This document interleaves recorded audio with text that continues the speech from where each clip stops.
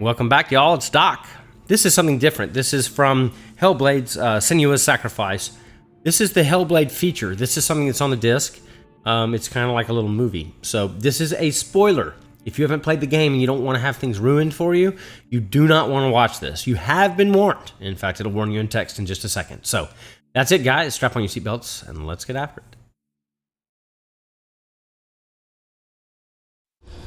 Stormy seas and lost souls. Who is it? She's dreamt of this before. It's coming. Is it? They say dreams are visions of our memories, thoughts and fears, as seen by our inner eye.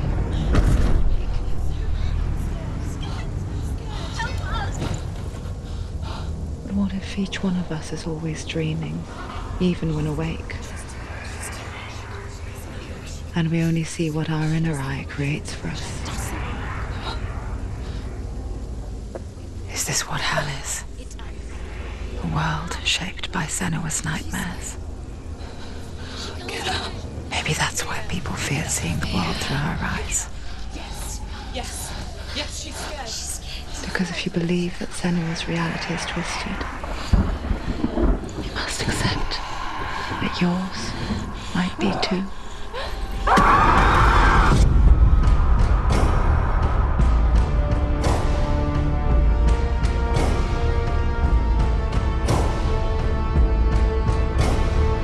Hellblade: SENUA'S Sacrifice is a video game about Senua, a Celtic warrior on a vision quest into Viking territory. But what sets our hero Senua apart is that she suffers from severe psychotic mental illness. He knows she's getting closer. He can feel her coming closer. She's getting closer. They're watching. The original idea for Hellblade was to create a classic hero's journey, a journey of suffering, but one where the fantasy world is not another planet or alternate universe, but a world that is constructed in Senua's mind. But to do so would mean putting psychotic mental illness at the center of the experience, a subject that is still considered taboo, and a challenge that was both terrifying and exciting in equal measure. In Hellblade, the starting point was a newly discovered Celtic goddess called Senua in Ashwell, Hertfordshire. When first discovered, her name was thought to be Senua, a name which I liked and kept. I wondered if Senua might have been a Celtic warrior like Boudica who stood up to the Romans. While the Romans had conquered all of Europe, there was a group of Celts up in the furthest reaches of the Roman Empire that could not be conquered, the Picts. And so the Romans built a wall, called Hadrian's Wall, that spans across Britain from sea to sea to keep the Pictish barbarians at bay. The Picts were known for their war paint, painted on with woad, and their matted hair clumped with lime. And so Senua would be a barbarian Pict in this image. What's your name? Senua. I haven't seen you before. I don't leave home much. Oh, Zeno's daughter. I have to go. Wait. Orkney is off the coast of Scotland and was inhabited by the Picts, steeped in history and mystery, and so I made Orkney Senua's home and set the stage for a crisis. In the late 8th century, the first Vikings landed on the Orkney Islands. The population of the Picts crashed thereafter, replaced by the Norsemen of the 9th century. Were they wiped out? We don't know for sure, but it would seem likely given the reputation of the Vikings. The Northmen's brutality is legendary. High-ranking leaders and chieftains of the tribes they conquered were often offered as sacrifice to their gods. The most brutal of these sacrifices was known as the Blood Eagle. I imagine Senua as a young female warrior who returns home from exile to find her partner, Dillion, brutally sacrificed to a Norse god by these hellish warriors from a faraway land. I imagine the horror of this moment and how it would have dragged her deep into mental torment.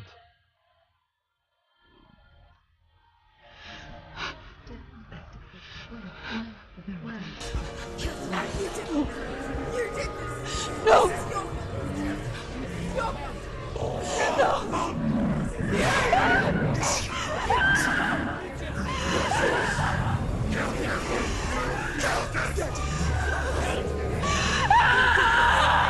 came to learn that the Celts had a sophisticated and nuanced perspective on the nature of mental disorder. One term they used was Gelt. A Gelt is a man or woman who has been driven mad by a curse, battle trauma, or grief. The Gelt would take to a life in the woods in search of penance, punishment, and purgation. And so Senua became a Gelt, cursed by darkness, looking for redemption in the wilds. Another word the Celts used in reference to mental disorders was truth, meaning fool, or Liar. one who utters the words of God. They tell of the mad sinner who flees battle into exile and takes on a beastly nature, growing feathers on his body. The character called Truth in Hellblade is based on a little-known person called Findan, an 8th century Irish Celt who was captured and enslaved by the Vikings, but eventually escaped to Orkney where he became a monk. I will tell you my stories of hell, if I may walk with you. Upon meeting Senua, it would be his stories that fuel her quest deep into their world of gods. The Northmen say the world will come to an end. The sun will grow black, the earth will sink into the sea, the stars will disappear, fire and water will meet, flames will play against the sky, the heavens and earth and all the world will be burned, all the gods will be dead, and the warriors of Valhalla and people everywhere. Senua, prepare yourself for Ragnarok, for it is nigh. So the stage was set for a new adventure, a journey into the Norse underworld called Hell, a vision quest fueled by madness and myth, a fantasy that was created by Senua's own mind, and one that we would experience through her eyes. This is your mission. This is your quest. There is nothing else left. To make a game about a warrior with psychotic mental illness as its central theme was fraught with danger. Mental illness such as psychosis is still taboo and rarely acknowledged in a century of cinema, never mind the new medium of games. Where it does feature, it often conflates psychosis and psychopathy associated with a lack of empathy. It is unfortunate that these two words sound so similar that they are used interchangeably in media. I must admit that I didn't have to look very far to discover my own ignorance of the subject. So we reached out to Paul Fletcher, psychiatrist and professor of health neuroscience at University of Cambridge. Psychosis is a descriptive term, and it refers to having a loss of contact with objective reality. So it's characterized by two main sets of symptoms. One of them is hallucinations, where somebody experiences perceptions when there is no actual objective thing out there to perceive. You're already dead. Who are you? And the other is delusions, where somebody comes to very often bizarre, unpleasant, frightening beliefs when there's no good evidence in favor of them. There's no doubt about it. The source of the darkness is in Helheim. And the goddess Hela holds his soul there. We reached out to Welcome, a biomedical research charity that spends billions on research and awareness programs aimed at improving health.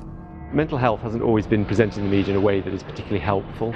It can be challenging to engage people with the subject matter, and there are a lot of preconceived ideas about mental health, and particularly schizophrenia and psychosis. So we hope our support allows the team to continue to collaborate with Paul Fletcher and with those who have experience of psychosis to create a game that provides a fresh perspective on the condition and allows audiences to engage with it in a way that just wouldn't be possible in any other medium. What started out as a brief consultation convinced me that we were only scratching the surface of an immensely deep and interesting subject that could enrich and change the very nature of the game. That's cool. Thanks so much for coming in. Pleasure. Thanks. It's really interesting for me, and I'd love to be involved. I think it's fascinating. Absolutely. Our understanding of psychosis is still very much a mystery, and ways of treating it are still primitive compared to physical illness. After all, it is easy to see the pain and suffering caused by physical diseases or physical trauma.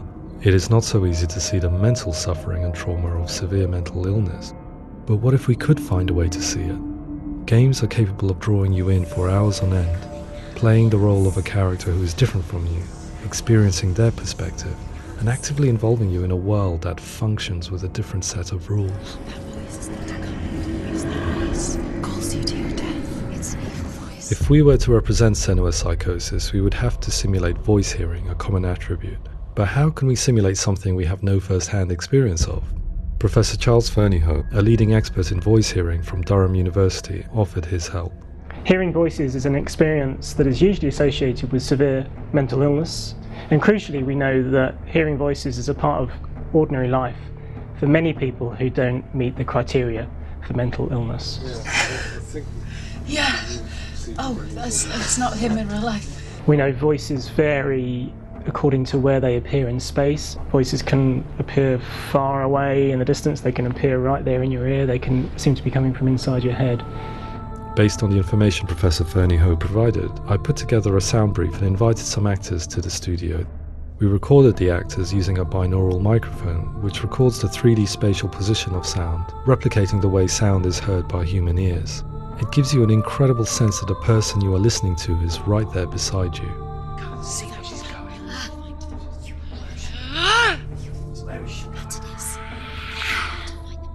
Rachel Waddingham from the Voice Collective came to our studio with 2 young voice hearers to speak to our team. We talked at length about their experiences and they listened to our tests, giving us feedback on how we could improve on it. Everyone hates her. She's cursed. It's very hard to represent what this experience is like, partly because it's such a personal, intense, emotional experience.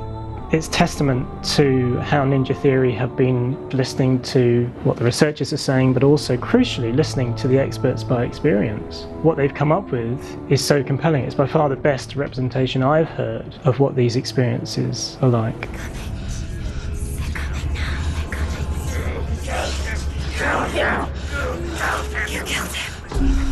Other common attributes of psychosis are visions and flashbacks. We met with Recovery College East, who work with and care for people recovering from severe mental disorders. A group of service users gave us their first-hand account of what they experience. Sometimes when the visions or what we're seeing is too much, we become small until eventually we perhaps don't see anything. The people we spoke to, the stories they told, were fascinating, harrowing and mind-boggling. The reality of what people experienced was vivid, far exceeding what I could possibly have imagined. We went away itching to represent some of these visions and flashbacks in the game. Hands will know my heart is so, love is so far away. Don't you know how I wanna feel deeper? I could never know how you grow, all these days are killing me. Now I see deep in me insanity does unfold. I just wanna feel deeper, deeper. I just wanna feel deeper, deeper.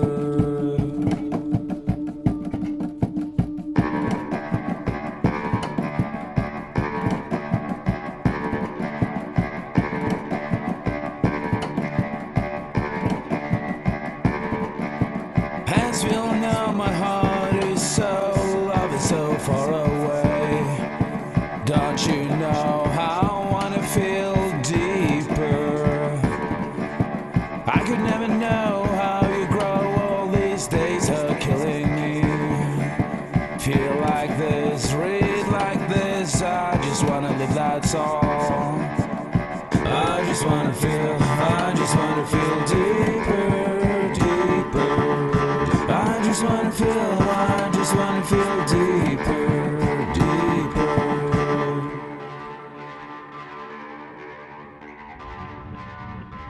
To refine our work, we continue to hold meetings with Recovery College East over the course of a year and a half, showing them what we had achieved so far and refining the in-game representations based on their feedback.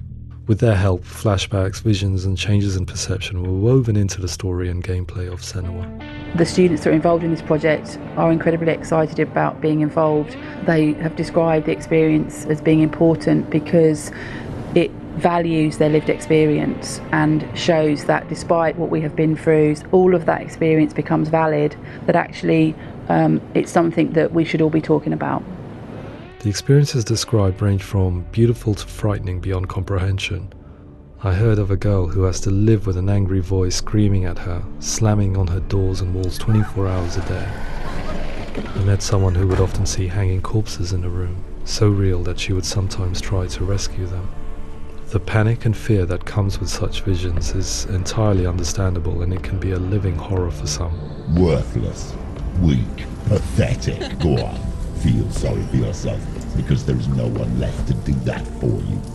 I was urged by one fellow that we should not shy away from showing this horror, and so I was perpetually torn in making Hellblade. Had we gone too far with our representations, or not far enough? Broken and lost. Just like your sword. Come on.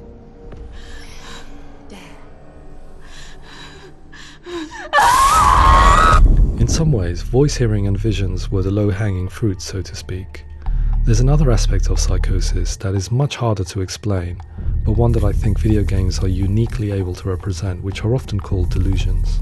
People begin to see patterns in the world. They begin to link things that most people wouldn't link. Most of the things that we might think would be coincidence or, not worth commenting on. Nevertheless, that might have a particular salience or importance for them. One individual described how everyday words, sounds, colours and objects were steeped in meaning to him, forming a strange and sinister puzzle that he was determined to solve but could not quite get to the bottom of. It's not just brain dysfunction. It's not like the system shut down. It's actually an incredibly creative process. The person creates a world populated with voices and phantasms and terrors, and they're completely immersed in it. They believe in it. We often invite people into the studio to play the game. In one of our playtests, they played through much of the game, making associations between runes, secret messages, and the threat of darkness that stalked them. There are many things that happen in the world of Hellblade that make perfect sense within the context of SENUA'S mind. The dark rot that's killing her slowly from within, the secret runes of the gods that block her path to Helheim, and strange associations that exist in the game to confuse you. To complete SENUA'S quest, you have to internalize and accept the logic and meaning behind these things to progress.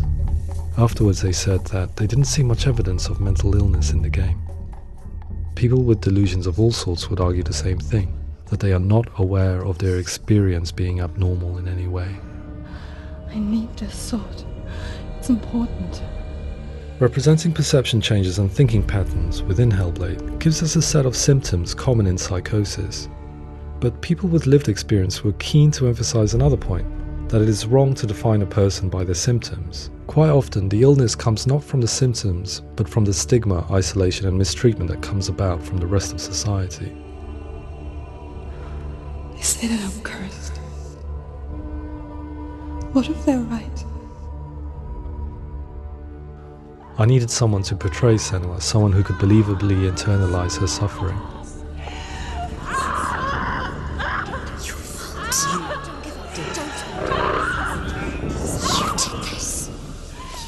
Melina Jurgens, our video editor, had been a stand-in for Senua over a few months while we perfected our motion capture techniques. Without realizing it, she had already auditioned for the role, and I knew her well enough to know that I didn't have to teach her to act, but to relive her own internal pain. As often is the case, those who have suffered mental anguish are never far from us.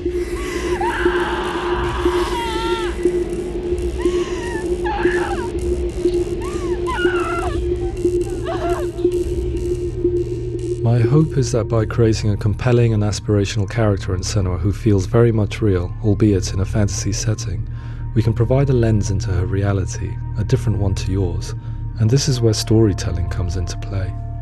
I imagined her life based on common threads in real people's lives. She was always prone to psychosis as a child. Her mother Galina also heard voices and had visions, so perhaps there was a genetic aspect. Or perhaps it was cultural, as she lived within a world without science, of gods and a superstition, as exemplified by her druid father Zimbal. Psychosis developed in her late teens to early 20s and was exacerbated by stigma and isolation at the hands of the clansmen and her father. This darkness. It's spreading. The trauma of seeing her lover Dillian sacrificed tips her over the edge, making her remodel her reality around a concept that connects everything: the darkness. So the question, is what Senua experiences real? Can only be answered by saying, yes, it is real. It is her reality. All of her suffering will have been for nothing. It's just a matter of time.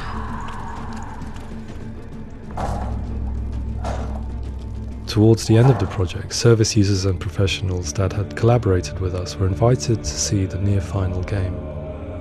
It was a chance to see if the game had reflected their views or if it had misrepresented them. For me, being involved in especially developing SENUA'S character has been really important, and being able to bring in my perspective and what I see and what I hear, and having that built into the game has been a real privilege. It's gritty and it's meaty, and there are some tough subjects in there that are being tackled with honesty.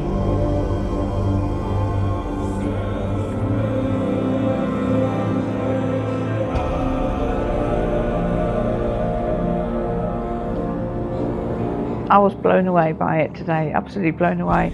It was just fantastic to get the opportunity to use our lived experience in a very creative way.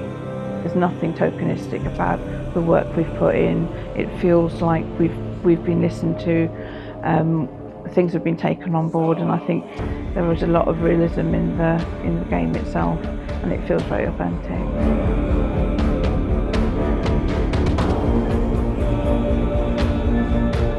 Hellblade will give people a good experience of what it's like to hear voices and have those experiences.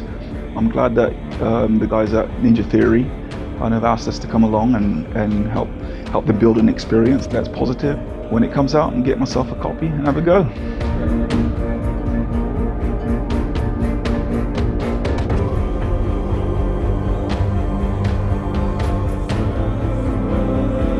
I think all the way through I was really inspired by how the conversations have translated into the game in a way that I think I didn't imagine was possible. So wonderful, really wonderful.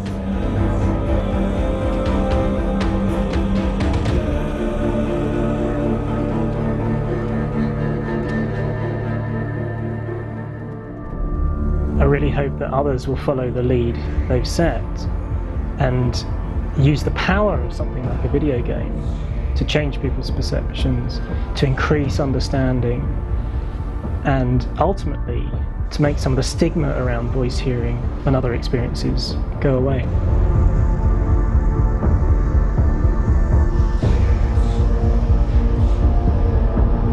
For me, it was really exciting to see something that I explore scientifically being represented so beautifully in a character who's trying to penetrate the mysteries of the environment in which they've been placed, with all of this strange uncertainty and noise and conflicting information that they're getting. I'm very excited by this way of trying to represent mental illness, because I think it actually might be offering us insights that we wouldn't get from pure scientific explorations, and actually giving us quite an empathic view of what it might be like.